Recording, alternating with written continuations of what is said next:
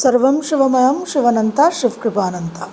তাহলে আমরা যে নতুন বিষয়টা নিয়ে আলোচনা শুরু করেছি সেটা হচ্ছে আমাদের জেনেটিক্স, অর্থাৎ বংশ পরম্পরায় আমরা যে বৈশিষ্ট্য গুণ প্রাপ্ত হই এবং তার যে একটা খুব বলশালী শক্তিশালী প্রভাব, এবং আমাদের জন্মছকে হরোস্কোপে আমরা যে কেন্দ্র এবং কোন আমাদের মেরিটস অ্যান্ড এনভায়রনমেন্টের যে বিভাগগুলো দেখি সেটাও কিন্তু আমাদের একটা অ্যাস্ট্রোলজিক্যাল জেনেটিক্সকেই নির্দেশ করে। তো জেনেটিক যে ডিটারমিনিজমটা, যে হেরিডিটি, বংশ পরম্পরায় যে বৈশিষ্ট্য, চরিত্র, রোগ ইত্যাদি আমাদের প্রাপ্তি হয়, সেটা একটা সবচেয়ে শক্তিশালী বলশালী স্ট্রং ডিটারমিনিজম, অর্থাৎ নিয়তিবাদ অদৃষ্টবাদ। এটা নিয়ে আমরা আলোচনা করেছি।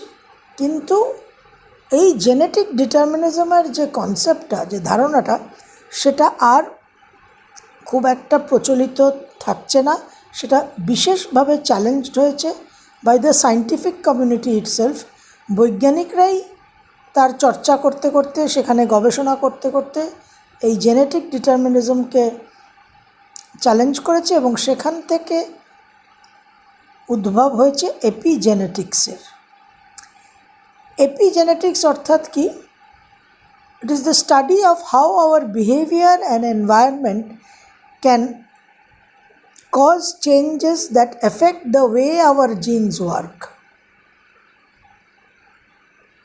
সেই বিষয়ের চর্চা, study of our behaviour and environment, আমাদের আচরণ এবং আমাদের পরিবেশ কি কি পরিবর্তন আনতে পারে, যে পরিবর্তন আমাদের জিনস যেভাবে কাজ করে, হেরিডিটির যে ইউনিটটা সেটা যেভাবে কাজ করে, তার কাজের মধ্যে কিভাবে পরিবর্তন আনতে পারে। জিনসের ডিএনএর একটা সিস্টেম আছে, একটা পদ্ধতি আছে যে রিপিট করতে থাকে, পুনরাবৃত্তি হয়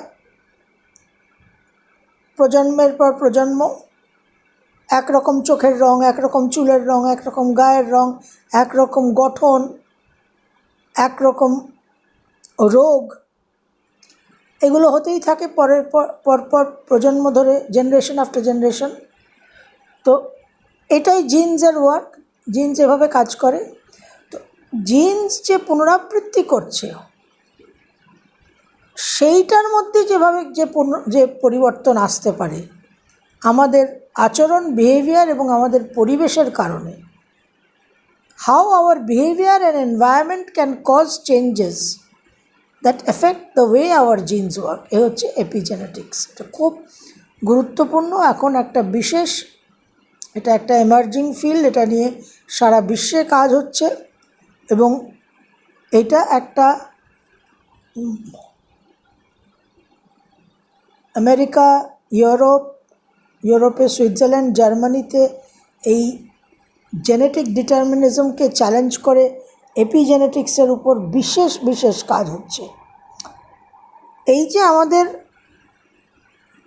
ডিএনএ, যেটা ইনফরমেশন মলিকিউল, তথ্য বহনকারী যে অণু, এটা কি ইনস্ট্রাকশন আনছে, ডিএনএর মধ্যে কি ইনস্ট্রাকশন থাকে, কি নির্দেশ থাকে, সেই নির্দেশগুলো থাকে যেগুলো প্রয়োজন আমাদের বিকাশের জন্য, আমাদের অস্তিত্বের জন্য এবং আমাদের রিপ্রোডাকশনের জন্য, বংশবৃদ্ধির জন্য। তো উদ্ভিদ জগতে, বৈজ্ঞানিকরা উদ্ভিদ জগতে জেনেটিক ইঞ্জিনিয়ারিংয়ের মাধ্যমে প্রচুর জেনেটিক পরিবর্তন করেছেন, অনেক কৌশল প্রয়োগ করেছেন। জেনেটিক মডিফিকেশন অ্যান্ড ম্যানিপুলেশন প্রচুর মাত্রায় হয়েছে। বায়োটেকনোলজি আমরা সবাই জানি, বায়োটেকনোলজি সেই ক্ষেত্র যেখানে এই সমস্ত পরিবর্তন আনা হয়েছে এবং রোগ, ডিজিজের উপর বিশেষ কাজ হয়েছে। এখানে এই জেনেটিক যে ফিল্ডটা, এখানে ওই একটা বিশেষ ভেড়ার উপর, একটা শিপের উপর ক্লোনিং হয়েছে।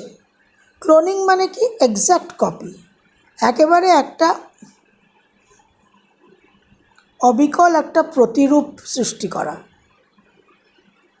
ক্লোনিং, জেনেটিক্যালি ক্লোনিং করা মানে একদম এক্স্যাক্ট কপি করা। আর জেনেটিক মডিফিকেশন মানে যে রূপটা ছিল, যে নকশাটা ছিল তার মধ্যে পরিবর্তন আনা। যেটা ভুট্টার উপর একটা বিশেষ কাজ হয়েছে, যে সব রকম পোকামাকড়, পেস্টস ভুট্টাকে নষ্ট করে দিত। এবার সেখানে তাহলে পেস্টিসাইড ব্যবহার করতে হয়। পেস্টিসাইডটা আমাদের স্বাস্থ্যের জন্য হিতকারী নয়। তো সেখানে এমন কিছু জেনেটিক ইঞ্জিনিয়ারিংয়ে মডিফিকেশন করা হয়েছে যাতে ভুট্টার মধ্যেই সেই প্রতিরোধ ক্ষমতা এসে গেছে, যেটা দিয়ে সে ওই পোকামাকড় তাকে আক্রমণ করলে সে সেটাকে প্রতিরোধ করতে পারে। তো এই জায়গাগুলো এক্সট্রিমলি ইম্পর্ট্যান্ট ওই জেনেটিক ইঞ্জিনিয়ারিং। সুতরাং মূল বক্তব্য এইটাই যে একদম অতীতের যে কঠিন শাসনতন্ত্র, the great strong hold of the past, সেইটা কিন্তু আমরা এই হেরিডিটির মধ্যে সবচেয়ে বেশি মাত্রায় পাই এবং সেখানেই কিন্তু চ্যালেঞ্জড হচ্ছে। এবার এই ডিটারমিনিজম, যেটা যে অদৃষ্টবাদ বা নিয়তিবাদ, যেটা আমরা আলোচনা করেছি, যে পূর্বের কোনো কারণ, কার্য-কারণ সম্পর্ক, যে পূর্বের কোনো কারণ থেকে একটা পরিণতি, একটা প্রভাব হচ্ছে এবং সেটা অবশ্যম্ভাবী, অনিবার্য, সেটা আনঅ্যাভয়েডেবল। এবার এই যে কজ ফ্যাক্টরটা ডিটারমিনিজমের মধ্যে, যে কারণটা ইন দ্য পাস্ট, এটা হচ্ছে সবচেয়ে গুরুত্বপূর্ণ, সবচেয়ে ক্রুশিয়াল। এই কজকে কিন্তু, এই কারণকে কিন্তু একটা চেঞ্জের জায়গায়, একটা পরিবর্তনের জায়গায় বিজ্ঞানী নিয়ে গেছে জেনেটিক মডিফিকেশনের মাধ্যমে। কারণ জিনস কি রিপিট করছে, কোন বিষয়টার পুনরাবৃত্তি হচ্ছে, সেটা হচ্ছে সবচেয়ে মারাত্মক বিষয়। জেনোটাইপ টু ফেনোটাইপ যে হচ্ছে, জেনোটাইপ অর্থাৎ আমাদের এন্টায়ার সেট অফ জিনস, আর ফেনোটাইপ সেখান থেকে যা বৈশিষ্ট্য তৈরি হচ্ছে। তো এখানে বড় প্রশ্ন যেটা উঠছে সেটা হচ্ছে যে আধুনিক বিজ্ঞানমনস্ক মানুষ, যাদের আমরা বৈজ্ঞানিক বলছি, দ্য মডার্ন সায়েন্টিফিক ম্যান, যে বিজ্ঞানকে তার অস্ত্র সাধনী বলে মেনে নিয়েছে, তুলে নিয়েছে, সেই বিজ্ঞানমনস্ক মানুষ জেনেটিক মডিফিকেশন কেন চাইছে, কেন খুঁজছে, সে পরিবর্তন করতে চাইছে কেন? কোন বিষয় এই আধুনিক বিজ্ঞানমনস্ক সভ্য মানুষ তার মধ্যে কোন সেই প্রেরণা, কোন সেই তাড়না, আর্জটা কি, ইম্পালশনটা কি, যে সায়েন্টিফিক ম্যান, একজন বৈজ্ঞানিক, সে তার বিজ্ঞানকেই পরিবর্তন করতে চাইছে। এবং যদি আমরা হিস্ট্রি অফ সায়েন্স দেখি, তাহলে হিস্ট্রি অফ সায়েন্সে কিন্তু দ্য চেঞ্জ ইন সায়েন্সটাই সবচেয়ে রিমার্কেবল ফিচার। যে নিউটনিয়ান ক্লাসিক্যাল সায়েন্স থেকে, রিডাকশনিজম থেকে আজকে যে জায়গায় এসছে, একটা সময় যেটা স্বীকৃত ছিল, বিজ্ঞান যে কথা এক সময় বলছে, বিজ্ঞানই পরবর্তী সময় সেই কথাকে খণ্ডন করছে। তো scientific man with his scientific mind is challenging his science and has challenged his own scientific findings from time immemorial. কারণ কি? কারণ মানুষের সত্তার মধ্যে, অস্তিত্বের মধ্যে একদম গভীরে, একদম মূল আধারে একটা ফ্রি উইল আছে, একটা ইচ্ছা শক্তি আছে। এবং একটা লাভ অফ ফ্রিডম আছে। স্বাধীনতার প্রতি তার একটা আকর্ষণ আছে, কারণ তার স্বরূপ হচ্ছে স্বাধীন। আমাদের অস্তিত্বটা যেহেতু এই মায়ার অধীনে, সুতরাং আমাদের কোর ফ্রিডমটা কিন্তু একটা জায়গায় আবৃত, কিন্তু আবৃত হলেও that core freedom is constantly pushing. সব সময় কিন্তু সে প্রকাশের জন্য, অভিব্যক্তির জন্য প্রয়াস করছে। যে অভিব্যক্তি, যে প্রয়াস, যে প্রকাশ আমরা একদম এভলিউশনের প্রথম থেকে দেখছি, যে একদম জড় বিশ্ব যখন সৃষ্টি হলো, জড় বিশ্বের মধ্যেই কিন্তু প্রাণ ছিল, ওই জড় বিশ্বের মধ্যেই কিন্তু মন ছিল। এই জড় বিশ্ব থেকে যে আজকে আমরা একটা অতীব আধুনিক যুগে এসেছি, এই যে ক্রমবিকাশটা, এটা নিয়ে আমি আলোচনা করব। শ্রী অরবিন্দের লেখা আমি পাঠ করে আপনাদের শোনাবো, তাহলে আমাদের বুঝতে আরও সুবিধে হবে। কিন্তু দ্য পয়েন্ট ইজ যে এই আমাদের যাই অস্তিত্ব হোক না কেন, যাই আমাদের বাহ্যিক আচরণ হোক না কেন, একদম গভীরে মূল আধারে কিন্তু ঠিক তার বিপরীতটা অবস্থান করে আছে, এবং সেটাই আমাদের ঠেলছে, তাড়িত করছে। যেভাবে ঠিক যেভাবে জড়বিশ্বের মধ্যে প্রথম প্রাণের আবির্ভাব হয়, প্রাণটা কোথায় ছিল? বাইরে থেকে উড়ে এসে জুড়ে বসেছে তা তো নয়। ঈশ্বর যখন জড়বিশ্বটা সৃষ্টি করেন, ওই জড়বিশ্বের মধ্যেই কিন্তু প্রাণ অন্তর্নিহিত ছিল, অন্তর্নিহিত করেছিলেন, মনকেও করেছিলেন। এবং ওনার যেটা হাইয়েস্ট কনসিয়াসনেস, যেটা নিয়ে আমরা আলোচনা করব, আমি সময় পাচ্ছি না এইসব বিষয়গুলো চলে আসছে বলে। মাঝখানে আফগানিস্তানও চলে এলো, তো কিছুটা তালিবান মুজাহিদ্দিনের জন্য ডাইভার্টেড হতে হলো, কিন্তু সে জায়গায় আমরা আসবো, কারণ ওটা একটা বিশেষ বিষয়। তো এই জড়বিশ্বের মধ্যেই কিন্তু সব অন্তর্নিহিত আছে, এবং আলটিমেটলি যে হাইয়েস্ট কনসিয়াসনেস, দ্য সুপ্রামেন্টাল কনসিয়াসনেস, অতিমানস চেতনা, সেটাও কিন্তু ওই জড়বিশ্বের মধ্যেই উনি প্রবেশ করিয়ে দিয়েছিলেন। সেটা ওখান থেকেই ধীরে ধীরে তার অভিব্যক্তি হবে। তো মানুষের মধ্যে ফ্রিডম অ্যান্ড ফ্রি উইল কোরে আছে, মূল আধারে আছে। এখন এভলিউশনের এই বিবর্ধনের যে পর্যায়ে আমরা চলছি, সেখানে মন, মাইন্ড, ইন্টেলেকচুয়াল মাইন্ড হচ্ছে একটা সুপ্রিম টুল, সর্বোচ্চ সাধনী। এবং এই ইন্টেলেকচুয়াল মাইন্ড মাঝে মধ্যে একটা ক্ষণিকের কিছু কিছু সময় ঝলক পায়। কিসের ঝলক পায় না, একটা যাকে আমরা বলতে পারি ইনটুইশন, স্বতলব্ধ জ্ঞান। তো হঠাৎ করে কিছু ফ্ল্যাশেস অফ ইনটুইশন আসে এই ইন্টেলেকচুয়াল মাইন্ডের মধ্যে, যে কারণে সায়েন্টিফিক আবিষ্কার হয়। আপেল তো পড়ছিলই, হঠাৎ করে এই ফ্ল্যাশ অফ ইনটুইশনটা, ওই স্বতলব্ধ জ্ঞানটা হলো নিউটনের। জানি এটা পড়ছে কেন, এটা আপেলটা গাছ থেকে নিচে পড়লো কেন, উপরে গেল না কেন? এই যে ফ্ল্যাশ অফ ইনটুইশনটা, এগুলোই কিন্তু সায়েন্টিফিক ডিসকভারি কারণ। তো এই ইন্টেলেকচুয়াল মাইন্ড মাঝে মধ্যে ফ্ল্যাশেস অফ ইনটুইশন পায়, এবং সেখান থেকে মানব সভ্যতা এগিয়ে চলে। তো এই জেনেটিক্সের জায়গাটা, কোর সবচেয়ে স্ট্রং অদৃষ্টবাদ, ডিটারমিনিজমটাই কিন্তু পরিবর্তন হচ্ছে, প্রচুর পরিমাণে পরিবর্তন হয়ে গেছে। এবং সেখানে একটা বিশেষ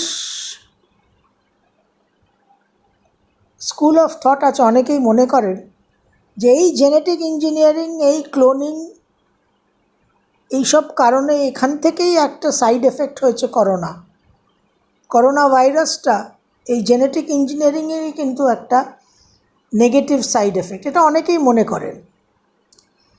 এখানে আরেকটা বিষয় হচ্ছে যে জেনেটিক ইনহেরিটেন্সটা সব প্রাণীর মধ্যেই আছে, মানুষের মধ্যে একটা বিশেষ এক্সট্রা হেরিডিটি ফ্যাক্টর আছে, সেটা হচ্ছে কালচারাল ইনহেরিটেন্স। এই কালচারাল ইনহেরিটেন্সটা কিন্তু অন্য কোনো প্রাণীর মধ্যে নেই। সামাজিক উত্তরাধিকার, যে একটা প্রজন্মের মানুষের যে অভিজ্ঞতা অনুভূতি হলো, এক্সপিরিয়েন্স হলো, সেটা জেনারেশন টু জেনারেশন সেটা ট্রান্সমিটেড হয়ে যাচ্ছে, সেটা প্রেরিত হয়ে যাচ্ছে। এক্সপিরিয়েন্স অ্যান্ড আন্ডারস্ট্যান্ডিং, এটাকে বলা হচ্ছে সোশ্যাল মেমোরি। আমার জন্মগত গুণ, শারীরিক দৈহিক যা গুণ আছে সেগুলো হচ্ছে জেনেটিক মেমোরি। আর মানুষের মধ্যে যেটা এক্সট্রা কোয়ালিটি সেটা হচ্ছে সোশ্যাল মেমোরি, যেটা আমরা একমাত্র মানব প্রজাতির মধ্যে পাই, এবং তার কারক হচ্ছে চন্দ্র, মুন। এবং এই সোশ্যাল মেমোরি থেকে জন্ম নেয় এই যে কালচারাল ইনহেরিটেন্স, সোশ্যাল মেমোরি, এর থেকে জন্ম নেয় কালচারাল এভলিউশন। এই কালচারাল ইনহেরিটেন্স, কালচারাল এভলিউশনটা একমাত্র মানুষের মধ্যে পাওয়া যায়। তো আমরা সোশ্যালি যে ইনহেরিটেন্সটা নিয়ে আসছি, কর্মের বীজ, সংস্কারের বীজ, কর্ম এবং সংস্কার, একটা জেনেটিক হেরিডিটি, একটা সোশ্যাল হেরিডিটি। তো এই কর্মের বীজ, সংস্কারের বীজ, এর জন্য জমি চাই, ভূমি চাই, যে ভূমিতে সেটা বপন হবে এবং সেখান থেকে ফসল হবে। তো মেরিট ম্যানিফেস্ট হওয়ার জন্য তার একটা এনভায়রনমেন্ট দরকার, যেটা আমরা আলোচনা করেছি যে লগ্ন পঞ্চম নবমের জন্য লগ্ন চতুর্থ সপ্তম দশমের প্রয়োজন। এবং জেনেটিক্সে আমরা যেরকম জানি যে সব জিনস কিন্তু তাদের মধ্যে অন্তর্নিহিত যে বৈশিষ্ট্যগুলো আছে সেগুলোকে প্রকট করে না। সেই জন্য বলাই হয় যে শুধুমাত্র জিনস কিন্তু ক্রুশিয়াল নয়, শুধুমাত্র জিনস কিন্তু ইম্পর্ট্যান্ট নয়। ঠিক সেই রকম জন্মছকেও এমন অনেক কিছু আছে যেগুলো কিন্তু প্রকাশ হয় না, প্রকট হয় না। এবং বিশেষ করে আমরা দেখি, আমরা অভিযোগ পাই যে খুব বলবান বৃহস্পতি তুঙ্গস্থ নবমে একাদশে কোনো ফল দিল না। তো বীজ মানেই যে তার প্রকাশ হবে সেটা কিন্তু নেসেসারি নয়। এখানে আরেকটা বিশেষ বিষয় যেটা আলোচনা করা প্রয়োজন, সেটা হচ্ছে আমাদের যে তর্পণের প্রথা, আমাদের যে পিতৃদোষ বলে যে কনসেপ্টটা আছে, সমস্ত নেটিভ কালচারে, অর্থাৎ যারা অধিবাসী, নেটিভ কালচারে অ্যানসেস্ট্রাল ওয়ার্শিপ, পিতৃপুরুষদের বন্দনা আরাধনাটা একটা বিশেষ প্রথা। তর্পণে আমরা কি করি? মহালয়ার দিন প্রতি বছর আমরা পিতৃপুরুষদের জন্য প্রার্থনা করি। প্রার্থনাটা কিসের? যে তাদের অ্যাসেনশন হোক, তাদের ঊর্ধ্বগতি হোক। কারণ এই ফিজিক্যাল এক্সিস্টেন্সের পরেই আরও অনেকগুলো ক্ষেত্র আছে, অনেকগুলো ডাইমেনশন, রেলম আছে যেখানে তারা আটকে থাকেন। তাদের মুক্তির জন্য, তাদের অ্যাসেনশনের জন্য এই প্রেয়ারটা করা। এবং আমাদের পিতৃপুরুষরা আমাদের অস্তিত্বের মধ্যেই অবস্থান করে থাকেন আমাদের জিনসের মাধ্যমে। আমরা যারা শাস্ত্র পড়েছি, যারা মিথোলজি পড়েছি, তারা জানি যে অতীতে, ইতিহাসে, প্রাচীন যুগে সন্তানের জন্য বিশেষ তপস্যা করা হতো। এই যে সাবিত্রী সত্যবানকে মৃত্যুর হাত থেকে বাঁচিয়ে আনলো, এই সাবিত্রীর জন্য রাজা অশ্বপতি 18 বছর সাধনা করেছিলেন, তপস্যা করেছিলেন।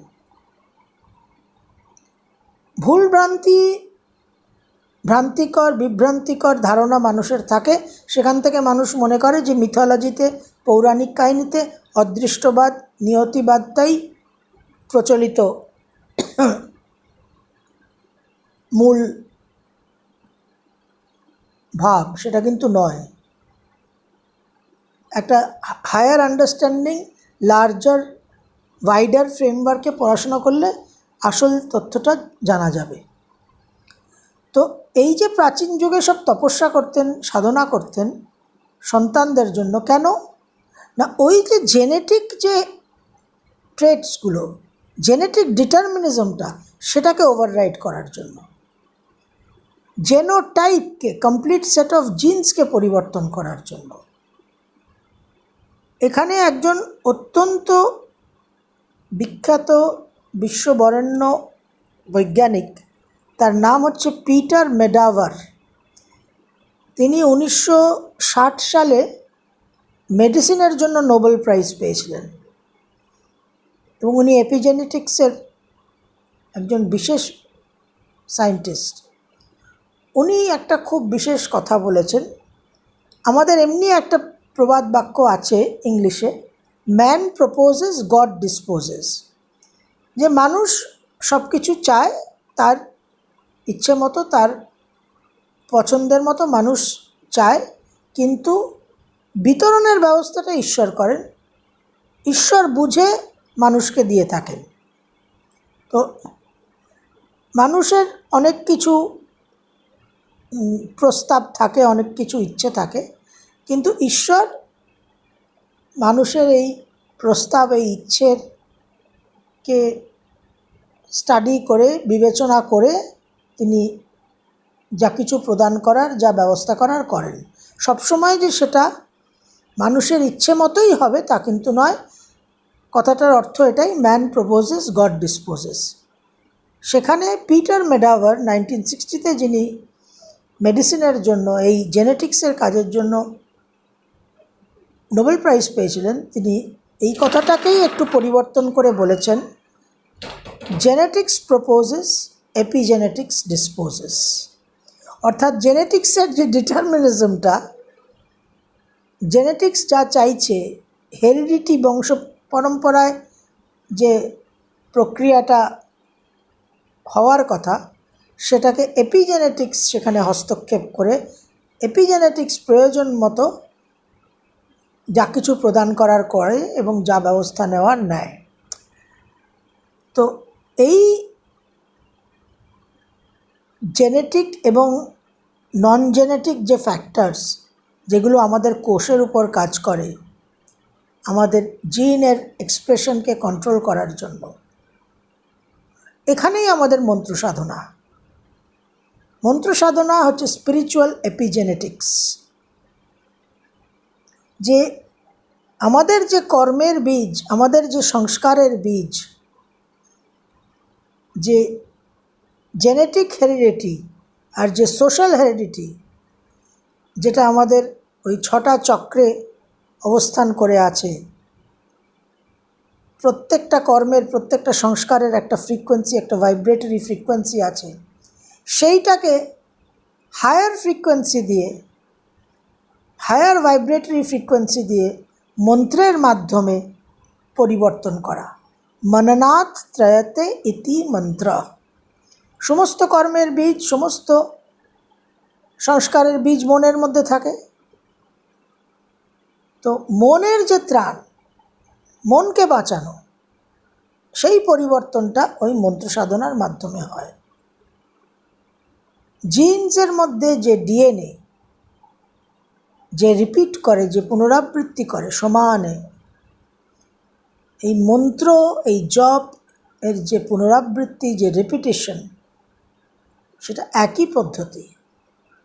যেটা নেগেটিভ, অহিতকারী, ড্যামেজিং, ক্ষতিকর, জেনেটিক ডিটারমিনিজমে যেটা রিপিটেড হয়ে আসছে, পুনরাবৃত্তি হয়ে আসছে, সেট অফ জিন্স, জেনোটাইপ, সেটা সেট অফ মন্ত্র দিয়ে রিপ্লেস করা। যে কর্মের বীজ, যে সংস্কারের বীজ রিপিট হচ্ছিল, সেটা এবার মন্ত্রের বীজ দিয়ে রিপ্লেসড হয়ে এবার মন্ত্র আমাদের এন্টায়ার সেলুলার মেট্রোপলিসের মধ্যে, সমগ্র কোষের মধ্যে সেটা রিপিট হতে থাকবে। That is the change. একটা ডিভাইন ভাইব্রেশন একটা অ্যানিমালিস্টিক ভাইব্রেশনকে রিপ্লেস করবে। এই আলোচনা আমরা আগামী ভিডিওতে আরও এগিয়ে নিয়ে যাব। সর্বম শিবময়ম শিবানন্তা শিবকৃপানন্তা।